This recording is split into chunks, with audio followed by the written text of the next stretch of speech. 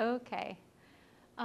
Thank you, everyone. I know this talk title might seem a little doom and gloom, particularly at this point in time, but it's quite literally the reason why I stopped being a special education teacher in New York City public schools and went back to school. And for reference, I used to work at the largest public school in the US, serving students with a primary label of autism, pre-K through 21.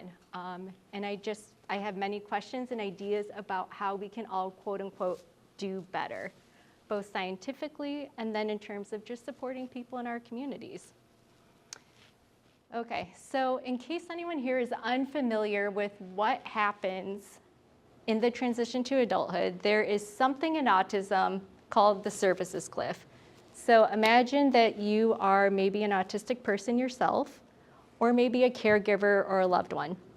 And you're driving down a road and you see this beautiful scenic highway and there's all these nice road signs and it's idyllic, you know where to go and what to do. But in the case of autism, what happens is when you are 21, you age out of services and supports that you often receive through child-based care systems or school-based care systems. And so after 21, which is the federal eligibility kind of upper age limit, what happens is it's much harder to access services and supports, and this is called, quote unquote, the services cliff.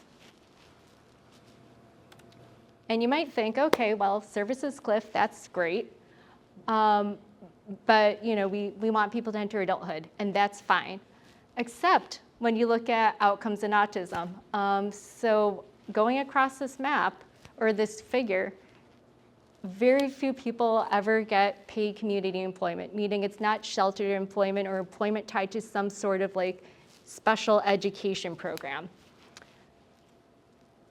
Only a few autistic adults report having a choice in their daily schedule, which is personally, as someone with an autism diagnosis, not a world I want to live in. And then only about half are their own legal guardian. So if you think about autonomy, it maybe goes hand in hand with choice and schedule, not so great.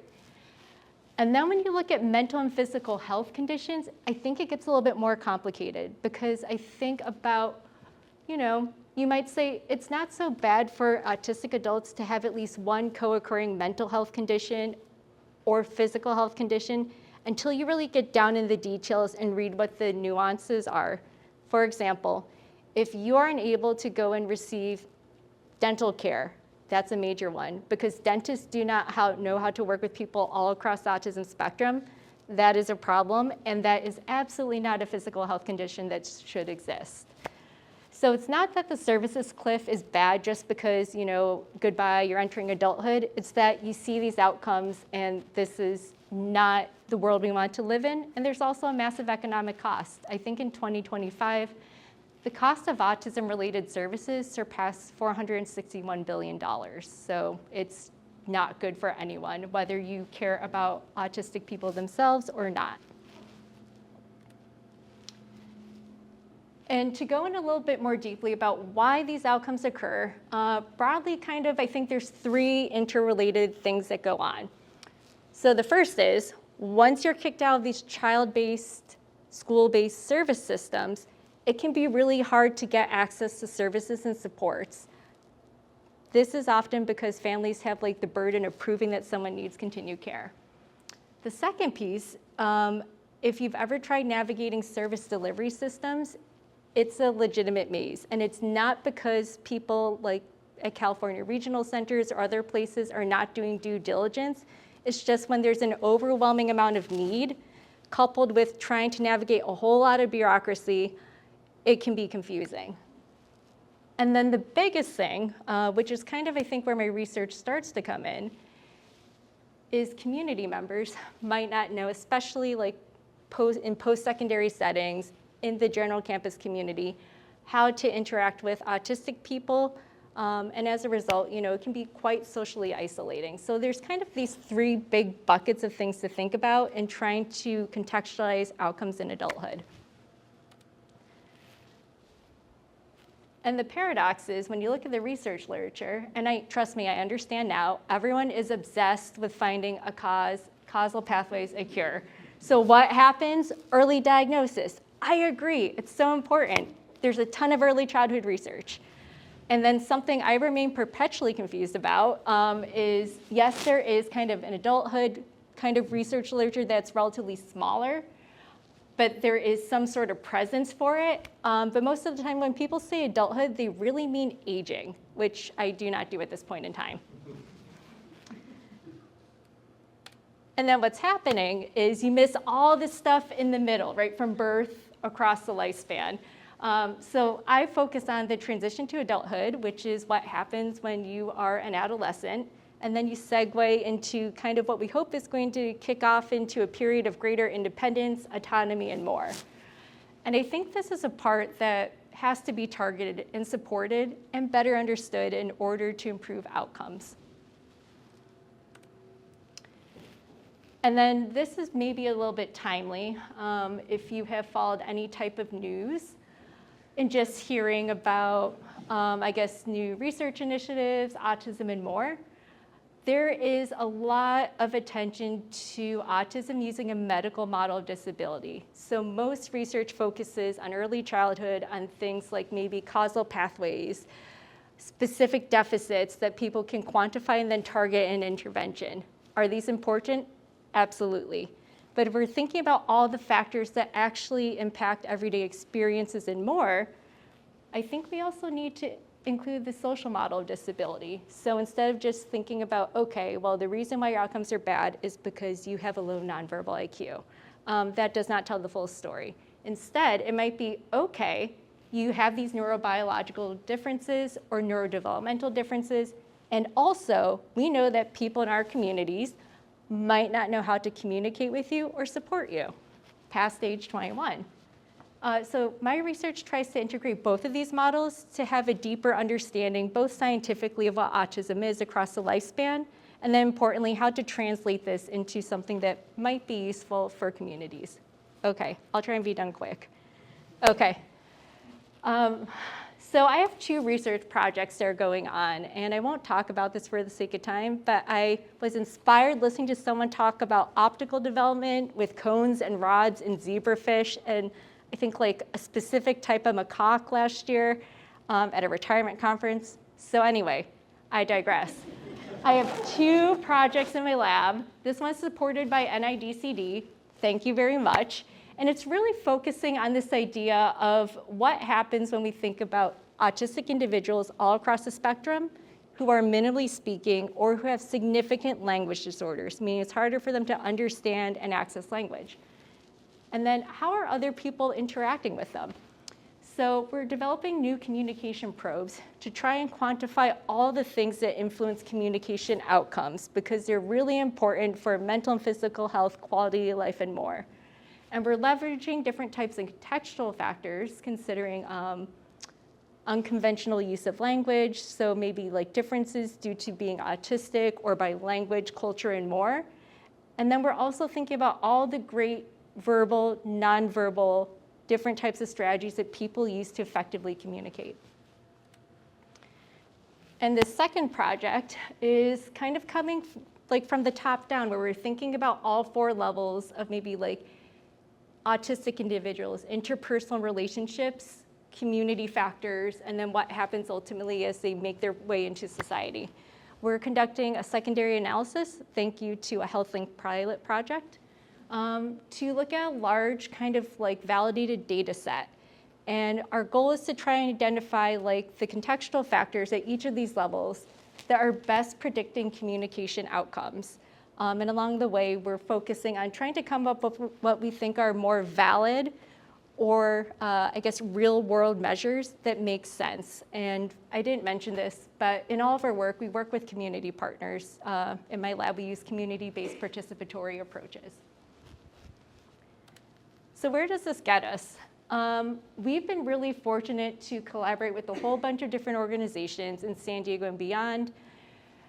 And I don't know how we meet all these partners, but it's been great. These are some of the ones from the San Diego area, some are from the Northeast.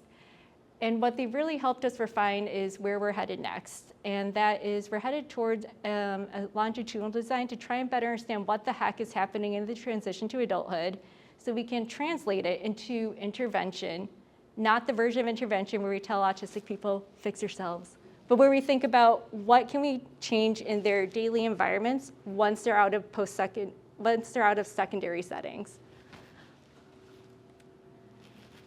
And so this is the end, and I put up this lovely thank you to our funders. I put my lab website, and then also this lovely disclaimer.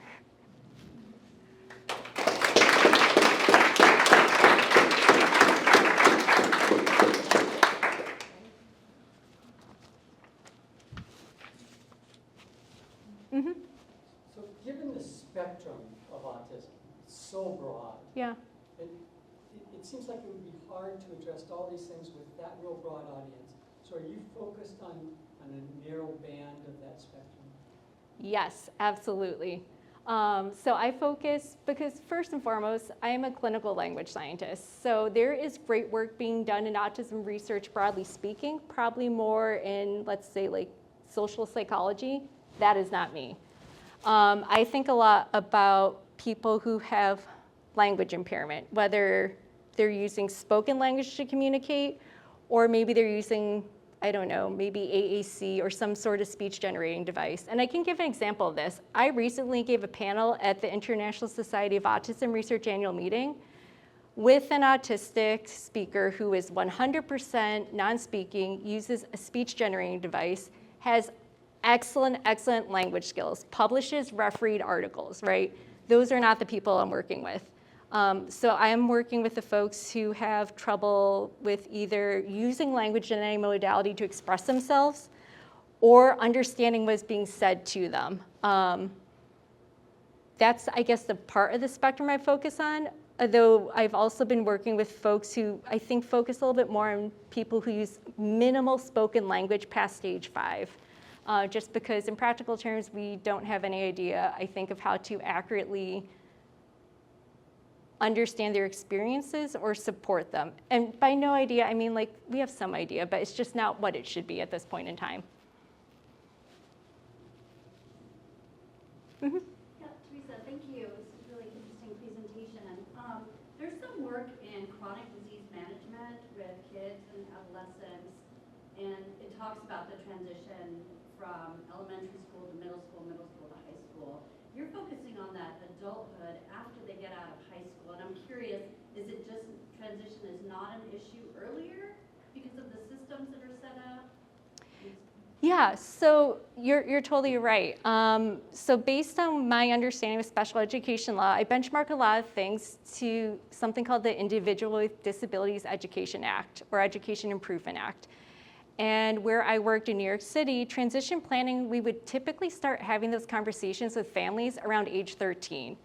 But states can vary, so I think maybe Michigan or some state was like up to age 26 at some point in time. So I have a pretty wide age range in my research currently, but obviously when I'm proposing a longitudinal design and asking NIH or some funder for millions of dollars, it'll be a much more constrained time period. Yeah.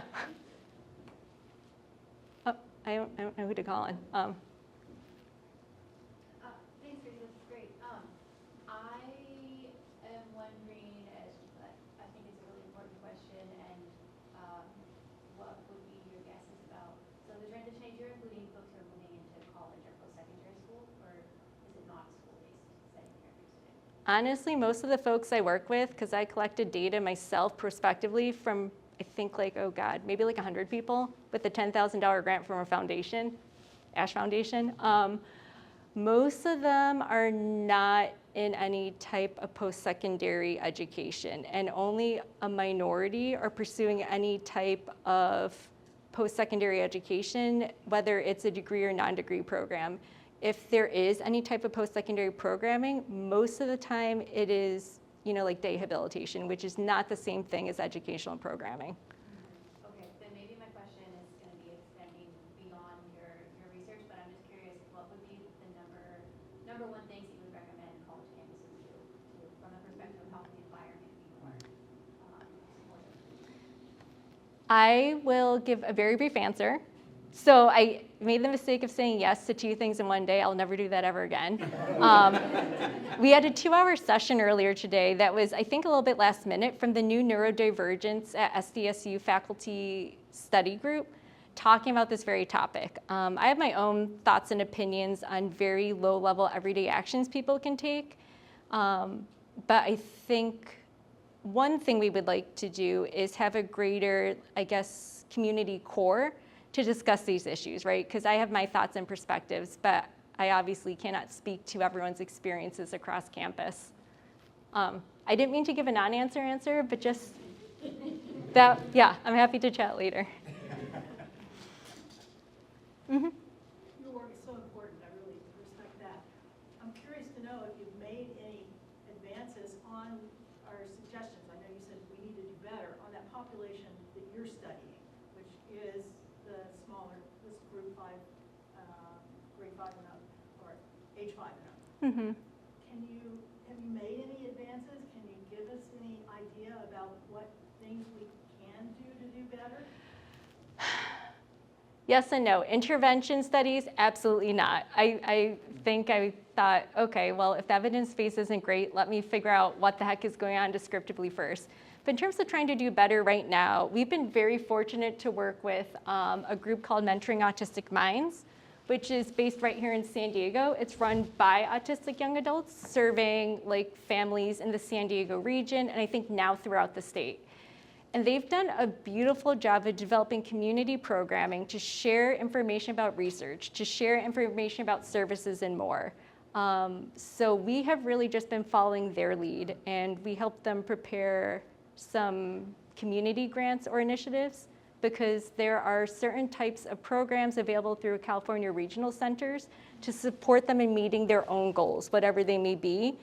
But I think, again, going back to this idea of navigating all this bureaucracy, especially if maybe you have challenges with accessing the material that is shared, that can be really challenging.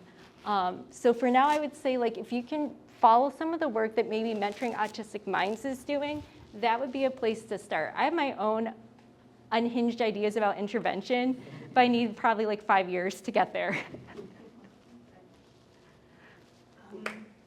Oh, sorry. Okay, I'll stop. I think the